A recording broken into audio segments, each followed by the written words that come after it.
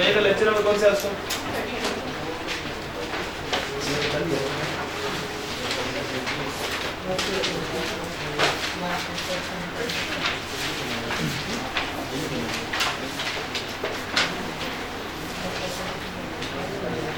अच्छा बच्चों एक बात सुनो, हमने इनकम फ्रॉम अदर सोर्स पढ़ लिया था, उसमें एक बात हमारी रह गई सेक्शन 7B। आप जरा देखें कि अगर आप याद करें तो हमने रिजीम्स पढ़ा था, टैक्स रिजीम्स। तो हमने कहा था कितनी रिजीम्स है टैक्स की? 3 डिफरेंट रिजीम्स है। उसमें आखिरी वाली कौन सी थी? FTR, final tax regime. अगर आप रिकॉल करें FTR को या फाइनल टैक्स रिजीम की एग्जांपल्स को, तो उसमें आपको बोनस शेयर्स का वर्ड का नाम नजर आएगा, डिविडेंड का नाम नजर आएगा, और प्रॉफिट ऑन डेट जिसे कहते हैं इंटरेस्ट इनकम का नाम नजर आएगा। आप जरा देखें कि जो डिविडेंड इनकम था, तो मुझे बताएं वो कौन सी डिविडेंड इनकम है जो FTR में आती है? पाकिस्तान सोर्स से कमाई गई डिविडेंड कौन सी इनकम होगी? FTR वाली होगी। और अगर फॉरेन सोर्स से डिविडेंड मिलता है तो वो कौन सी है? NTR। यानी कि वहाँ जो डिविडेंड लिखा था FTR में, वो कौन सी सोर्स डिविडेंड था? पाकिस्तान सोर्स। अब वहाँ पे ही प्रॉफिट ऑन डेट लिखा हुआ है। Profit on debt means interest income. एक होता है इंटरेस्ट एक्सपेंस, वो तो जब आप लोन लेते हैं तो आप इंटरेस्ट एक्सपेंस पे करते हैं, तो वो आपको माइनस करने की जरूरत है कहाँ? इनकम फ्रॉम प्रॉपर्टी में, अगर उस लोन से आपने घर को बनाया, खरीदा या रेनोवेट एक्सटेंड किया। लेकिन हम तो बात करें इंटरेस्ट इनकम की, प्रॉफिट ऑन डेट की, तो वहाँ भी जब FTR में प्रॉफिट ऑन डेट लिखा हुआ था तो साथ लिखा हुआ था विद सर्टेन एक्सेप्शंस। एक वर्ड एक साथ ब्रैकेट में लिखा हुआ था विद सर्टेन एक्सेप्शंस। आज हम पढ़ेंगे प्रॉफिट ऑन डेट और हम देखेंगे कि वो कौन सी प्रॉफिट ऑन डेट है, यानी कौन सी इंटरेस्ट इनकम है जो NTR में फॉल करेगी, और कौन सी वो इंटरेस्ट, एक ही इंटरेस्ट इनकम है, वो कौन सी है जो FTR में फॉल करेगी, जिसकी वजह से FTR में लिखा हुआ था profit on debt with certain exceptions. तो बच्चों बात ऐसी है कि आप इंटरेस्ट इनकम कब कमाओगे? जब आप पैसे किसी से लोगे या किसी को दोगे? किसी को लोन दोगे तो आप इंटरेस्ट इनकम कमाओगे उस पर। अब बेसिकली पहले थ्योरेटिकली वर्बली बात सुन लें, फिर मैं फ्लो चार्ट बनाऊंगा जिससे कॉन्सेप्ट क्लियर हो जाएगा कि अगर मैंने लोन दिया गवर्नमेंट को, मेरे पास इतने पैसे थे कि मैंने गवर्नमेंट को लोन दे दिया, या फिर मैंने लोन दे दिया बैंक को। अब बैंक को लोन देना, या बैंक को जब डिपॉजिट भी कराते हैं आप उसमें इंटरेस्ट इनकम अर्न करते हैं, तो या बैंक से मैं इंटरेस्ट इनकम कमा रहा हूँ, या मैं गवर्नमेंट से इंटरेस्ट इनकम कमा रहा हूँ, या एक और अथॉरिटी है जिसे कहते हैं नेशनल सेविंग स्कीम। ये 3 इदारे हैं, bank, government, national saving scheme. अगर मैं इंटरेस्ट इनकम इन 3 इदारों में से किसी में से कमा रहा हूँ, तब जाके वो FTR में फॉल करेगी, लेकिन एक कंडीशन है। लेकिन बात यह है कि अगर मैं इन 3 के अलावा कहीं से इंटरेस्ट इनकम कमा रहा हूँ, मैंने किसी दोस्त को लोन दे दिया, मैंने बैंक से नहीं कमाया, गवर्नमेंट से नहीं कमाया, नेशनल सेविंग स्कीम से नहीं कमाया, अदर देन दीज 3 इदारे, इन तीनों के अलावा किसी और से अगर मैं इंटरेस्ट इनकम कमा रहा हूँ, तो वो हमारी normally interest income from other source. क्या अदर सोर्स में था कि नहीं profit on debt? Yes, income from other source NTR है, income from other source NTR है। इंटरेस्ट इनकम कब FTR होगी? अगर मैं 3 इदारों से कमा रहा हूँ। तो 3 इदारों का नाम क्या है? बैंक, गवर्नमेंट और नेशनल सेविंग स्कीम। लेकिन यहाँ पर एक कंडीशन है, जरा फ्लो चार्ट बनाइएगा। सेक्शन नंबर कौन सा हमारा? Section 7B। इस सेक्शन 7B का नाम क्या? प्रॉफिट ऑन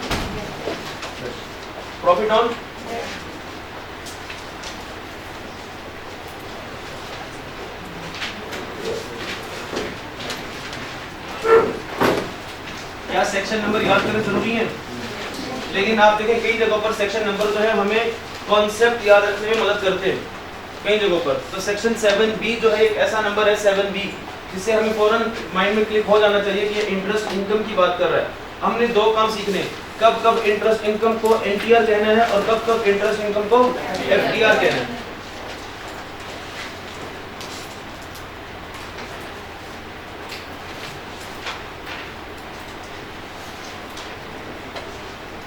देखिए इंटरेस्ट इनकम 3 इदारों से कमाए जा सकते हैं। यहाँ पे बेसिकली इवेंट क्या होने जा रहा है? हमने क्या किया? अर्न किया,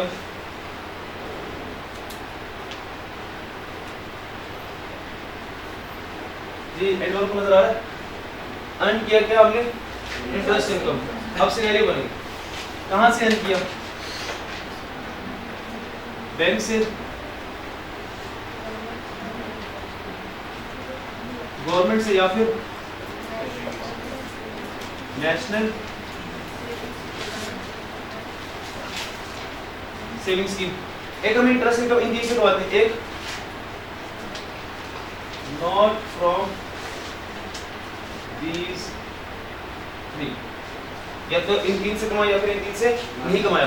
तो बातों को सिंपल रखते हैं, अगर हमने other than these three institutions, other than these three bodies, other than these three हमने कोई इंटरेस्ट इनकम कमाया, तो बच्चों याद रखो वो पहले तो हमारे किस हेड में जाएगा, इनकम फ्रॉम अदर सोर्स में जाएगा, और ये क्या ट्रीट किया जाएगा, एज अ एनटीआर ट्रीट होगा। एनटीआर नॉर्मली जो टेबल 1 टेबल 2 जिस पे लगता है, income from other source NTR. लेकिन बात ये है, अच्छा बेसिकली ये जो हमने इंटरेस्ट इनकम अर्न किया होगा, ये हमने कौन सा एग्रीमेंट किया होगा, लोन एग्रीमेंट। हमने लोन एग्रीमेंट किया, तो इनके साथ लोन एग्रीमेंट किया या इनके अलावा किसी से भी लोन एग्रीमेंट कर दिया। अब बात आती है इसकी कि अगर व्हाट इफ अगर हम बैंक से या गवर्नमेंट से या फिर नेशनल सेविंग स्कीम से इंटरेस्ट इनकम अर्न कर रहे हैं, तो फौरन आपने जज्बाती होकर एफटीआर नहीं कहना, आपने कहना कि हम देखेंगे इंटरेस्ट इनकम की अमाउंट कितनी है, इंटरेस्ट इनकम की अमाउंट। तो एक थ्रेशोल्ड सेट किया ऑर्डिनेंस ने 5 मिलियन का, 5 मिलियन का मतलब क्या, 50 लाख, पूरे साल का 50 lakh, 5 million.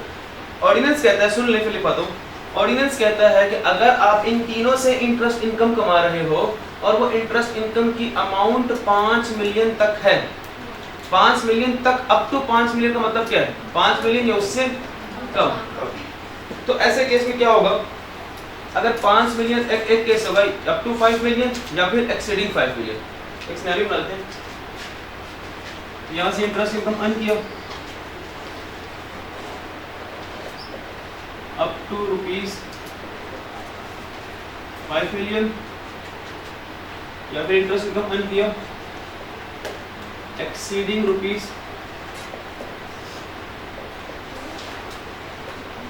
5 million.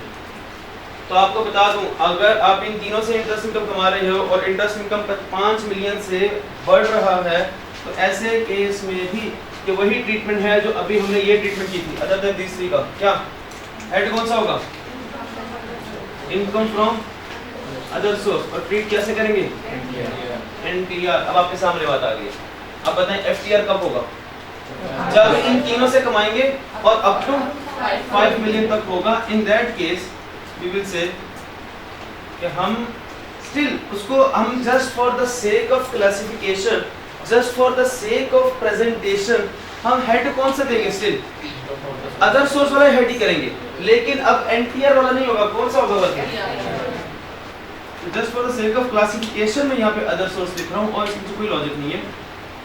Income from other source में लिख तो देंगे हम, लेकिन साथ में बता देंगे क्या है, एफटीआर इनकम है। बच्चों आपको पता है एफटीआर में टेबल्स गिवन होते हैं या फिर रेट होता है, एक स्पेसिफाइड एक फिक्स रेट होता है, वो रेट आपको सिलेबस में देख लीजिएगा 15%।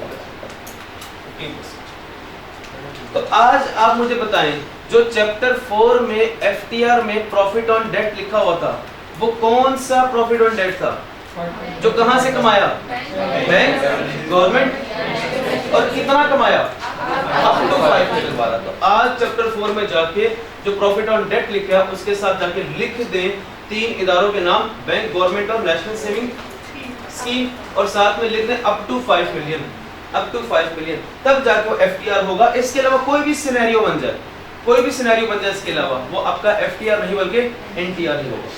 तो यहाँ तक बात क्लियर है? किसी को यहाँ तक कंफ्यूजन है कोई? चले अब नोट्स की तरफ आ जाए, यहाँ तक नोट करें, फौरन नोट्स की तरफ आ जाए।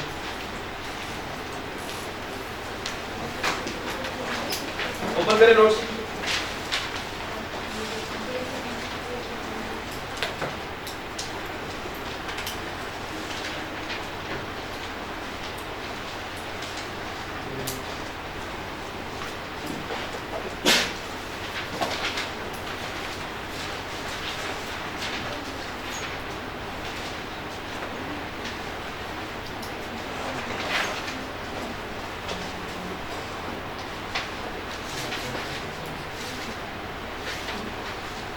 जी आगे नोट्स के ऊपर हेडिंग देखें, profit on debt, interest income, section 7B, income from other source का लास्ट टॉपिक है।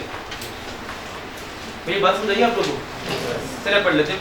अब पॉइंट पढ़ेंगे और आपने मुझे बताना है कि फ्लो चार्ट में बात कहाँ लिखी हुई है। जरा पॉइंट नंबर 1 पढ़ते हैं। A tax shall be imposed at 15%, encircle कर लें 15% को, 15% को सर्कल करें, at 15% on every individual and AOP. ये बात सिर्फ इंडिविजुअल पे नहीं बल्कि एओपी भी अप्लाई होती है। सर्कल कर लें individual and AOP. A tax shall be imposed at 15% on every individual and AOP who receives profit on debt. What is profit on debt? Interest income. Who receives profit on debt from a prescribed person. Who are the prescribed persons? Bank, government, national savings scheme. If someone is earning interest income from bank, government or national savings scheme, then he shall be charged with a rate of 15%. 15%. ये बात कहाँ लिखी है? ये देखिए, bank, government scheme से आप क्या कर रहे हो? इंडस्ट्री को कमारे उसको रेट दिलाएगा 50%। अभी उसने क्राइटेरिया नहीं बताया, क्राइटेरिया नहीं बताया, जनरल बात कर दी उसने। आगे पॉइंट 2 पढ़ें। द टैक्स, अच्छा ये इंसर्कल कर ली 3 बातों को, बैंक, गवर्नमेंट और नेशनल सेविंग स्कीम को हाईलाइट कर लें। फिर पॉइंट 2 पढ़ें। The tax shall be computed by applying rate of tax. What is the rate of tax? 15% to the gross amount of profit on debt. Gross amount को encircle करके लिखे no deductions allowed. Gross amount का मतलब लिखे no deductions allowed, यानी कि जो जितनी आपने इंटरेस्ट इनकम कमाई उससे कोई खर्चा माइनस नहीं करना, जो कमाई है आपकी उसी पर 15% अप्लाई करना है आपको, नो डिडक्शंस अलाउड। पॉइंट 3 पढ़ें। अब ये आपने बताने क्या कह रहा है। दिस सेक्शन मींस जो हम इंटरेस्ट इनकम को एफटीआर कह रहे हैं, 15% कह रहे हैं। This section shall not apply to a interest income to a profit on debt that is exempt from tax और दैट एक्सीड्स 5 मिलियन। कहता है अगर 5 मिलियन से बढ़ रहा है तो उस पे 15% वाली बात अप्लाई नहीं होगी। अगर कोई इनकम एग्जेम्प्ट है उस पे 15% वाली बात अप्लाई नहीं होगी। अब देखो उसे लिखा किस तरह मिक्स करके हुआ है, लेकिन इस फ्लो चार्ट को माइंड में रखेंगे तो आपका कॉन्सेप्ट इंशाल्लाह बिल्कुल क्लियर रहेगा। अब आप विद होल्डिंग एजेंट जो है उसको स्किप करके नीचे एक और पॉइंट लिखोगा, इफ प्रॉफिट ऑन डेट। नजर आ रहा है?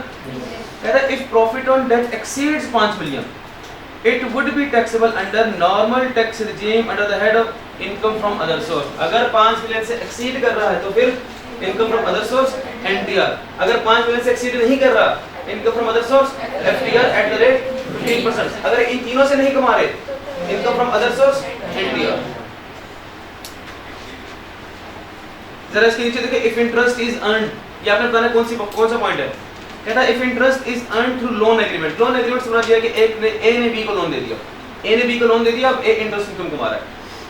Then it is taxable under NTR in case of all persons under the head income from other source. कौन सी बात हो रही है यहाँ पे? Other than these 3, not from these 3। अगर किसी और को लोन देके इंटरेस्ट इनकम कमा रहे हैं तो अदर सोर्स एनटीआर है। क्या बात क्लियर हो रही है? अब एक चीज समझिएगा, क्या कंपनी डिविडेंड देते वक्त डिविडेंड पे टैक्स डिडक्ट करती है? डिविडेंड की ट्रीटमेंट क्या थी? 3 लाख का डिविडेंड था, उसको इनकम में ऐड किया और फौरन से फिर माइनस कर दिया। 3 लाख डिविडेंड का इंटरेस्ट टैक्स मर रहा था 45,000, 45,000 को भी टैक्स लायबिलिटी में ऐड किया और फौरन लेस कर दिया। ये बात याद आई आपको? हमने एक सवाल किया था इस तरह। इसी तरह जब आपको इंटरेस्ट इनकम दिया जा रहा होगा तो बेसिकली लेट्स से अगर आप बैंक आपको इंटरेस्ट इनकम जनरेट करके दे रहा है, या गवर्नमेंट आपको इंटरेस्ट इनकम दे रही है, या नेशनल सेविंग स्कीम आपको इंटरेस्ट इनकम दे रही है, तो मोस्ट ऑफ द केसेस में क्या होता है कि वो इंटरेस्ट इनकम पर आपका जो टैक्स बनता है एट द रेट कितना 15%, वो टैक्स डिडक्ट करने के बाद आपको आपके रिमेनिंग इंटरेस्ट इनकम आपको डिपॉजिट करके देती है आपको। तो कहने का मतलब ये है कि ये जो एफटीआर वाली इंटरेस्ट इनकम हम कमा रहे हैं, इस पे टैक्स डिडक्ट कौन करेगा? इन तीनों में से कोई कर लेगा डिडक्ट, और गवर्नमेंट को जमा करा देगा। किसके बिहाफ पे? हमारे बिहाफ पे। तो क्या हम इसको दोबारा टैक्स देंगे? इसकी ट्रीटमेंट वैसे ही करेंगे जैसे किसकी करते थे? डिविडेंड की। वैसे ही करेंगे जैसे डिविडेंड की किया करते थे। अब ये जो बैंक की या जो गवर्नमेंट या नेशनल सेविंग स्कीम या इवन कंपनी जो आपको पैसे देते वक्त आपकी अर्निंग पर टैक्स डिडक्ट करके गवर्नमेंट को आपके बिहाफ पे जमा कराती है, उसे कहते हैं विदहोल्डिंग एजेंट। क्या कहते हैं? तो अब आए उस पॉइंट पे। पॉइंट 3 के बाद नीचे लिखा है with holding agent. With holding agent में लिखते हैं bank, government, national saving scheme. Bank, government, national saving scheme. With holding agent कौन होता है? तो आपकी इनकम पर आपके बिहाफ पे टैक्स डिडक्ट करके किसको जमा कराता है? गवर्नमेंट को। Withholding agent shall deduct tax on gross amount at the rate 15%। वो कितने परसेंट पे आपका टैक्स कैलकुलेट करके डिडक्ट करेंगे? 15% के हिसाब से। अच्छा जिस अब देखें ये विद होल्डिंग एजेंट होता है, ये जिस पेज पे वर्किंग करता है ना, जहाँ पे कैलकुलेट करते हैं कैसे इसकी ग्रॉस इंटरेस्ट इनकम इतनी है, उस पर 15% लगाएंगे तो इतना इंटरेस्ट बनता है, और इंटरेस्ट माइनस करके बाकी रिमेनिंग अमाउंट हमने इस बंदे को देनी है, और जो इंटरेस्ट टैक्स वाली अमाउंट 15% टैक्स वाली अमाउंट को डिडक्ट करके रिमेनिंग अमाउंट इस बंदे को देनी है, और जो 15% टैक्स वाली अमाउंट है वो किसको जमा करा देना है हमने, गवर्नमेंट को। ये बैंक या गवर्नमेंट या जो नेशनल सेविंग स्कीम जो ये काम कर रहा है, ये एक पेज पे वर्किंग करते हैं, जो खुद क्या कहलाते हैं, विद होल्डिंग एजेंट। कि जिस पेज पे काम करते हैं उसे कहते हैं विद होल्डिंग स्टेटमेंट, उस पेज को क्या कहते हैं, स्टेटमेंट कहते हैं। खुद एजेंट है और जिस पेज पे वर्किंग कर रहे हैं उसको कहते हैं statement.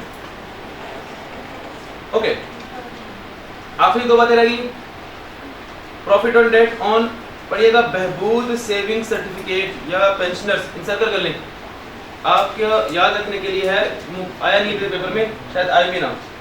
Interest income on Behbood saving certificate या पेंशन